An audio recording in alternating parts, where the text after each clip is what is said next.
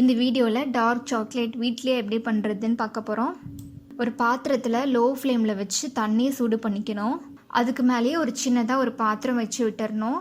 இதுலேயே 50 gram unsalted butter add பண்ணிக்கணும்.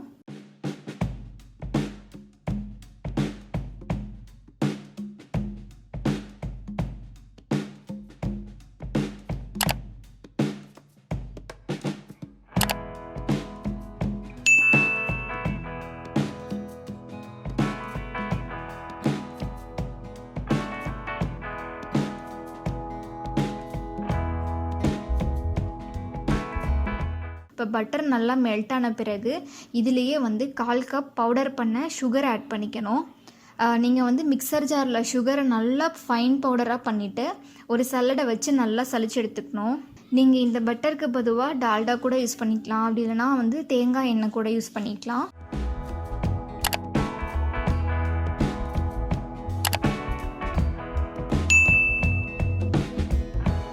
இப்போ பவுடர் பண்ண சுகர் பட்டரில் நல்லா இந்த மாதிரி மிக்ஸ் ஆகிடுச்சு. அடுத்து இதுலேயே 2 tablespoon cocoa powder add பண்ணிக்கணும். இதை நல்லா சலிச்சு எடுத்துக்கணும். அப்போ தான் இந்த மாதிரி கட்டி கட்டியாக சேராமல் நல்லா வரும்.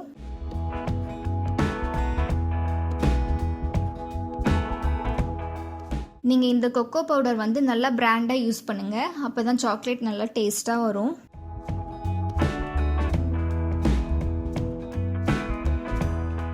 இதுலேயே ஒரு 3 ட்ராப்ஸ் வெண்ணிலா எசன்ஸ் ஆட் பண்ணிக்கணும். வெண்ணிலா எசன்ஸ் இருந்தால் ஆட் பண்ணுங்கள், இல்லைன்னா அது ஆப்ஷனல் தான். பாருங்கள், இப்போ இது நல்லா மெல்ட் ஆகி வந்திருக்கு. நான் இதுக்கு முன்னாடியுமே சாக்லேட்ஸ் ட்ரை பண்ணியிருக்கேன். அதை ஒரு லோக்கல் ஷாப்பில் வாங்கின ஒரு கொக்கோ பவுடர் யூஸ் பண்ணி ட்ரை பண்ணேன். அதோட டேஸ்ட் அவ்வளோவா நல்லா இல்லை. நீங்கள் எந்த அளவுக்கு ஒரு பிராண்டு கொக்கோ பவுடர் யூஸ் பண்ணுறீங்களோ அதுக்கு ஏற்ற மாதிரி சாக்லேட் ரொம்ப சூப்பராக வரும். உங்ககிட்ட சாக்லேட் மோல்டு இருந்தால் அதை நீங்கள் யூஸ் பண்ணிக்கோங்க. இல்லாதவங்க ஃப்ரிட்ஜில் உள்ள ஐஸ் க்யூப்ஸ் பண்ணுறதுக்கு ட்ரே கண்டிப்பாக இருக்கும், அந்த ட்ரே கூட யூஸ் பண்ணிக்கலாம். உங்ககிட்ட ரெண்டுமே இல்லாட்டியும் பரவாயில்ல, ஒரு பிளேட்டில் ஊற்றி அதை சின்ன சின்னதாக பீஸ் போட்டுக்கலாம் கடைசியில். இப்போ நான் இந்த ட்ரேயில் ஊற்றிடுறேன்.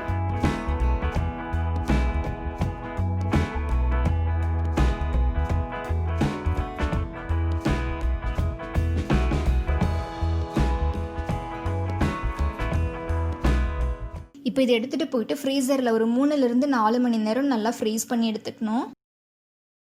பாருங்கள், இப்போ இது 3 மணி நேரம் ஆயிடுச்சு. நம்ம லைட்டாக இந்த மாதிரி ப்ரெஸ் பண்ணி விட்டாலே நமக்கு சாக்லேட் ஒட்டாமல் வந்துடும். இந்த சாக்லேட் சாப்பிட்றதுக்கு ரொம்ப டேஸ்ட்டாக இருந்துச்சு.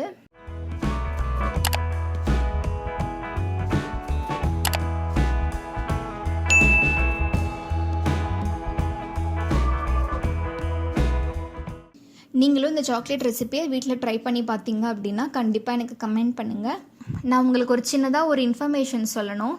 இது கண்டிப்பாக ஒரு சிலருக்கு யூஸ்ஃபுல்லாக இருக்கலாம். நான் ஆல்ரெடியே நம்ம சேனலில் ஒரு சில கேக் வீடியோஸ் எல்லாம் அப்லோட் பண்ணியிருந்தேன். அதில் சம் ட்ரிக்ஸ் எல்லாம் சொல்லியிருந்தேன். அதை யூஸ் பண்ணி ஒரு சிஸ்டர் கேக் ரொம்ப சூப்பராக பண்ணியிருக்காங்க. இது பாருங்கள், ப்ளூ கலரில் கிளேஸ் பண்ணிவிட்டு அதை சுற்றியும் எல்லோ கலரில் ராயல் ஐசிங் யூஸ் பண்ணி அவங்க க்ரீம் டெக்கரேட் பண்ணியிருக்காங்க. சென்டரில் பார்த்தீங்க அப்படின்னா செர்ரிஸ் வச்சு லைட்டாக டெக்கரேட் பண்ணியிருக்காங்க. இந்த கேக் அவங்க டாட்டருக்காக ரொம்ப ஆசையாக பண்ணியிருக்காங்க. கேக் பண்ண கொஞ்ச நேரத்துலேயே க்ரீம் நல்லா மெல்ட் ஆயிடுச்சு. I am really sorry sister, நீங்கள் ரொம்ப ஆசையாக பண்ணியிருப்பீங்க, அது இந்த மாதிரி மெல்ட் ஆகும் அப்படின்னு சொல்லி நான் எக்ஸ்பெக்ட் பண்ணலை. ஃபஸ்ட்டு அவங்க பண்ண மிஸ்டேக் என்ன, எங்கே தப்பு பண்ணியிருக்காங்கன்னு நான் சொல்லிடுறேன். கிளேஸ் ஒரு லிக்விட் ஃபார்ம் தான். அந்த கிளேஸ் மேலே ரொம்ப ஓவராக வெயிட் வச்சு டெக்கரேட் பண்ண வேண்டாம். அப்படி பண்ணிங்க அப்படின்னா அந்த கிளேஸ் அப்படியே மெல்ட் ஆகி மேலே இருக்க டெக்கரேஷனையும் ஃபுல்லாகவே ஸ்பாயில் பண்ணி விட்டுரும். இது ஒன்று. செகண்ட் நீங்கள் அந்த மாதிரி ரொம்ப ஹெவியாக டெக்கரேட் பண்ணணும் அப்படின்னு நினைக்கிறீங்கன்னா கிளேஸ் பண்ணிவிட்டு அட்லீஸ்ட் ஒரு 1 hour ஆச்சும் ஃப்ரிட்ஜில் வச்சு நல்லா செட் பண்ண விட்டுருங்க. பண்ணிட்ட பிறகு லைட்டாக டெக்கரேட் பண்ணிங்க அப்படின்னா உங்களுக்கு கரெக்டாக இருக்கும். இன்னொன்று அவங்க என்ன பண்ணியிருக்கணும் அப்படின்னா எல்லோ கலரில் ராயல் ஐசிங் யூஸ் பண்ணி ரவுண்டாக டெக்கரேட் பண்ணியிருந்திருக்கணும். அதுக்கப்புறம் அந்த கிளேஸை சென்டரில் ஆட் பண்ணி லைட்டாக ஸ்ப்ரெட் பண்ணி விட்டுருந்துருக்கணும். ஸோ அந்த கிளேஸ் அந்த ராயல் ஐசிங்கை தாண்டி வெளியே போகாமல் இல்லை மெல்ட் ஆகாமல் இருக்க மாதிரி இருந்திருக்கணும். ஓவர் வெயிட் தாங்காமல் அந்த கிளேஸும் இறங்கிருச்சு, அந்த ராயல் ஐசிங்கும் அப்படியே மெல்ட் ஆயிருச்சு. உங்களில் ஒரு சிலர் இந்த மாதிரி மிஸ்டேக்ஸ் எதுவும் பண்ணக்கூடாதுன்ற ரீசனுக்காக அவங்களோட பெர்மிஷனோட நான் இந்த பிக்சரை வந்து ஷேர் பண்ணியிருக்கேன். தேங்க்யூ ஸோ மச் சிஸ்டர், நீங்கள் இந்த பிக்சரை ஷேர் பண்ணதுக்கு. ஒன்ஸ் அகெயின் உங்கள் டாட்டருக்கு இனிய பிறந்த நாள் நல்வாழ்த்துக்கள். நீங்களும் நம்ம சேனல்ல இருந்து ஏதாச்சும் ரெசிபிஸ் ட்ரை பண்ணுறீங்க அப்படின்னா கண்டிப்பாக நீங்களும் வந்து மெயில் ஐடிக்கு மெயில் பண்ணலாம். Thank you so much.